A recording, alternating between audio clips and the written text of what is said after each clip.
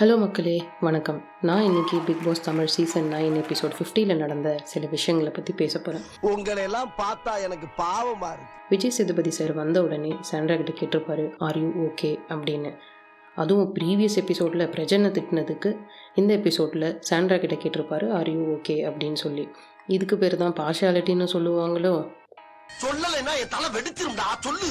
அடுத்து பிரஜன் இன்னும் எவிக்ட் கூட ஆகியிருக்க மாட்டார், காரில் தான் ஏகி போயிருப்பார். ஆனால் அதுக்கு சாண்ட்ரா ஒரு சீன் கிரியேட் பண்ணியிருப்பாங்க பாருங்க.